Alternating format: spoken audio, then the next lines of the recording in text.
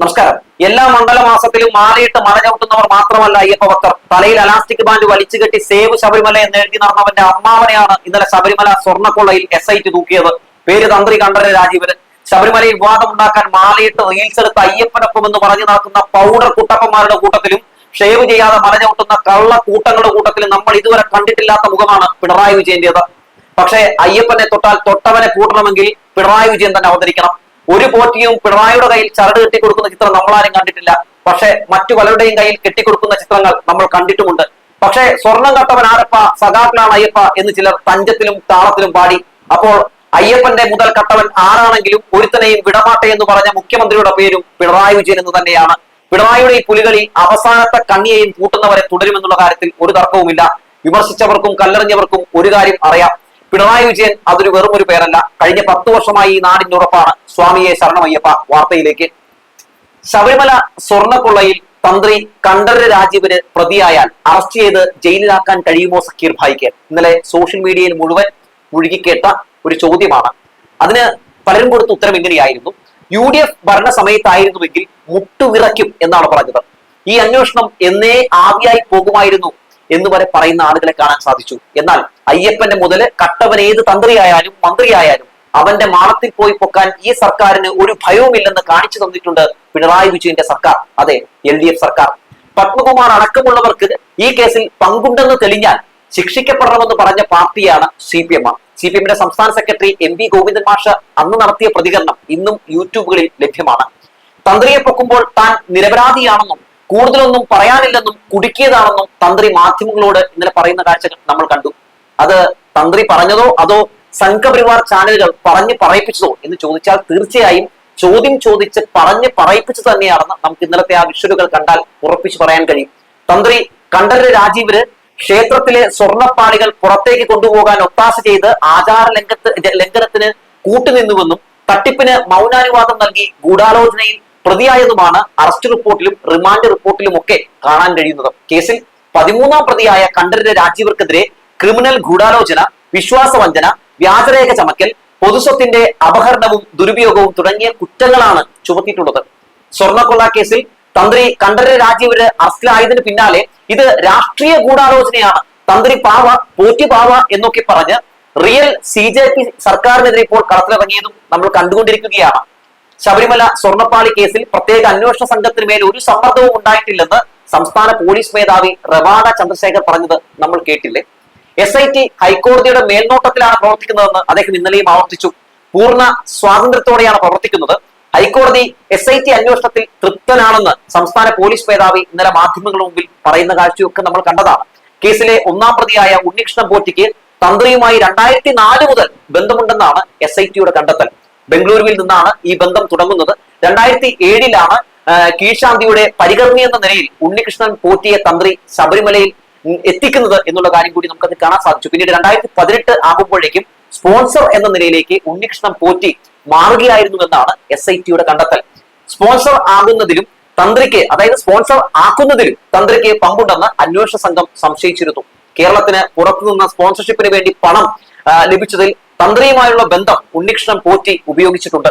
ഇക്കാര്യം സംബന്ധിച്ച് തന്ത്രിക്കും കൃത്യമായ ധാരണയുണ്ടായിരുന്നു എന്ന് ഇപ്പോൾ പുറത്തു വരികയാണ്. പോറ്റിയെയും തന്ത്രിയെയും ഒന്നിച്ച് കസ്റ്റഡിയിൽ വാങ്ങാനാണ് ഇപ്പോൾ SITയുടെ തീരുമാനം. ഇവരെയും ഒരുമിച്ചിരുത്തി ചോദ്യം ചെയ്യണം.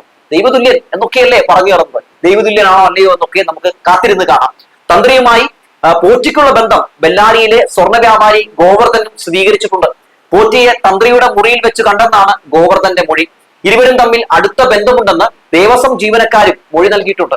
ശബരിമല സ്വർണ്ണക്കൊള്ള കേസിൽ റിമാൻഡിലുള്ള ക്ഷേത്രം തന്ത്രി കണ്ഠരര് രാജീവരെ ഇപ്പോൾ ദ്വാരകപാലക കേസിൽ കൂടി പ്രത്യേക അന്വേഷണ സംഘം പ്രതിയാക്കാൻ പോവുകയാണ്.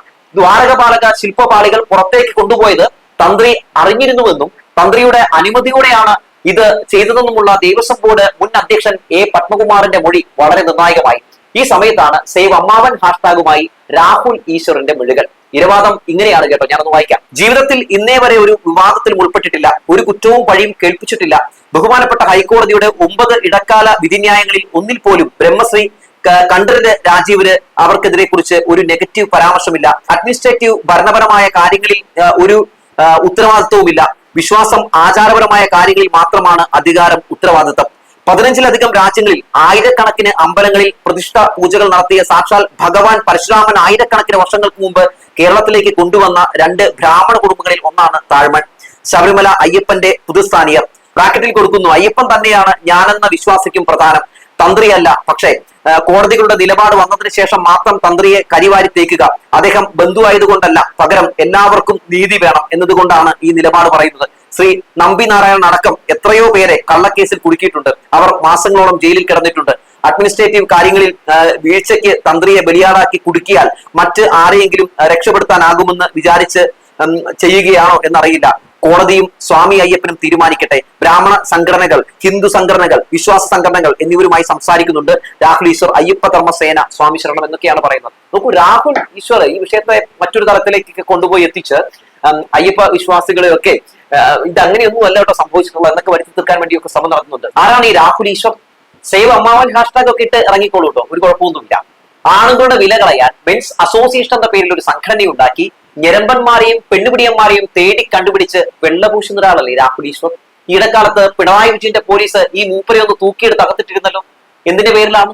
സ്വാതന്ത്ര്യ സമരത്തിൽ പങ്കെടുത്തതിന്റെ പേരിലാണോ? അല്ല. രാഹുൽ മാങ്കൂട്ടം എന്ന് പറയുന്ന കോൺഗ്രസിലെ ഒരു MLA ഒരു പെൺകുട്ടിയോട് ലൈംഗിക അതിക്രമം കാട്ടി, അല്ലെ? നമ്മളെല്ലാവരും കണ്ടാണ്. ഞാൻ ആ വിഷയത്തിലേക്ക് അധികം പോകുന്നില്ല.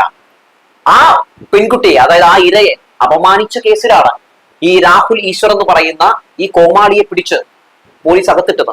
ഇനി ശബരിമല സ്വർണ്ണക്കൊള്ളയിൽ ഇനി എന്താകും സംഭവിക്കുക എന്നല്ലേ എല്ലാവരും ആലോചിക്കുന്നത്.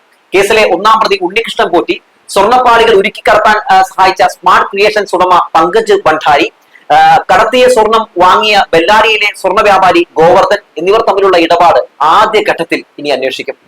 ശനിയാഴ്ചയാണ് ശബരിമല സ്വർണ്ണക്കള്ളക്കടത്ത് കേസിൽ ഈ കള്ളപ്പണ ഇടപാട് സ്ഥിരീകരിച്ച് ED കേസെടുക്കുന്നത്.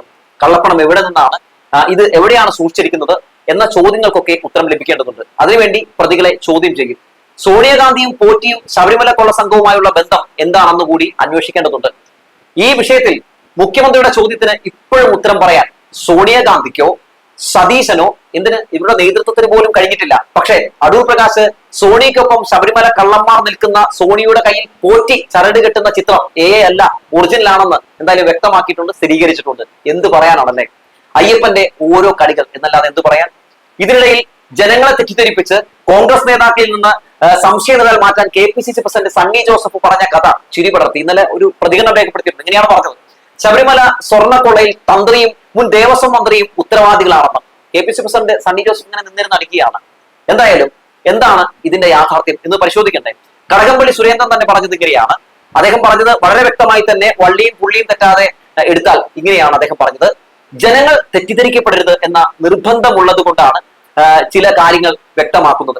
കഴിഞ്ഞ ശനിയാഴ്ചയാണ് ഞാൻ സ്പെഷ്യൽ ഇൻവെസ്റ്റിഗേഷൻ ടീമിന്, അതായത് SITക്ക് മുമ്പിൽ ഹാജരായത്. അത് ഏതെങ്കിലും രഹസ്യ കേന്ദ്രത്തിലായിരുന്നില്ല. തിരുവനന്തപുരത്ത് പോലീസ് ആസ്ഥാനത്തോട് ചേർന്നുള്ള ക്രൈംബ്രാഞ്ച് ആസ്ഥാനത്താണ് എന്റെ മൊഴി രേഖപ്പെടുത്തിയത്. MLA ബോർഡ് വെച്ച ഞാൻ സ്ഥിരം ഉപയോഗിക്കുന്ന കറുത്ത ടൊയാട്ട യാരിസ് കാറിലാണ് ഞാൻ അവിടെ എത്തിയതും മൊഴി നൽകിയ ശേഷം എന്റെ ഓഫീസിലേക്ക് മടങ്ങിപ്പോയതും. ഇതൊക്കെ പകൽ വെളിച്ചത്തിൽ നടന്ന കാര്യങ്ങളാണ്. ശബരിമല വിഷയത്തിൽ ശരിദൂരമാണ് സർക്കാരിന്റേതെന്ന് NSSന്റെ general secretary G Sukumaran Nair പറഞ്ഞതും ഇടക്കാലത്താണ്. സർക്കാർ നടത്തിയ ആഗോള അയ്യപ്പ സംഗമത്തിൽ അയ്യപ്പ ഭക്തരും സമുദായ നേതാക്കളും ഓടിയെത്തിയതും എന്തുകൊണ്ടാണെന്നൊന്നും ഞാൻ ഇനി പറയേണ്ട കാര്യമേ ഇല്ല. ശബരിമലയ്ക്കൊപ്പമാണ് സർക്കാർ എന്ന് ഇനി ഒരു പോസ്റ്റ് അടിക്കേണ്ട കാര്യവുമില്ല. ഇതിലും നന്നായി ഇനി കാണിച്ചു തരാനുമില്ല. BJP നടത്തിയ ശബരിമല സംരക്ഷണ സംഗമത്തിലും UDF നടത്തിയ വിശ്വാസ സംരക്ഷണ യാത്രയിലും വെറും തെരഞ്ഞെടുപ്പ് വോട്ട് ബാങ്ക് രാഷ്ട്രീയം മുന്നിൽ കണ്ടുള്ള ഷോയാണെന്ന് എത്ര പെട്ടെന്നാണല്ലേ അയ്യപ്പൻ തന്നെ ജനങ്ങൾക്ക് മുമ്പിൽ കാണിച്ചു കൊടുത്തത്. UDFന്റെ സ്റ്റേജടക്കം പൊടിഞ്ഞു വീണ് പരിപാടി ചളമായപ്പോൾ BJP പരിപാടിയിൽ വാവരെ വരെ തീവ്രവാദിയാക്കി വർഗീയത ആളിക്കത്തിച്ചതും നമ്മൾ കണ്ടു, അല്ലെ? തുഞ്ചത്ത് എഴുത്തച്ഛൻ പറഞ്ഞത് എത്ര സത്യമാണല്ലേ. ഇപ്പൊ അത് പറഞ്ഞില്ലെങ്കിൽ പിന്നെ എപ്പോഴാണ് പറയുക? തന്ത്രിയുടെയും പോറ്റിയുടെയും ഈ അമ്പല കള്ളന്മാരുടെയും കാര്യത്തിൽ താൻ നിരന്തരം ചെയ്യുന്ന കർമ്മങ്ങൾ താൻ അനുഭവിച്ചിടുക എന്നേ വരൂ എന്ന് ഇപ്പൊ പറഞ്ഞില്ലെങ്കിൽ പിന്നെ എപ്പോഴാണെന്ന് പറഞ്ഞു വെച്ചുകൊണ്ട് നിർത്തുകയാണ്.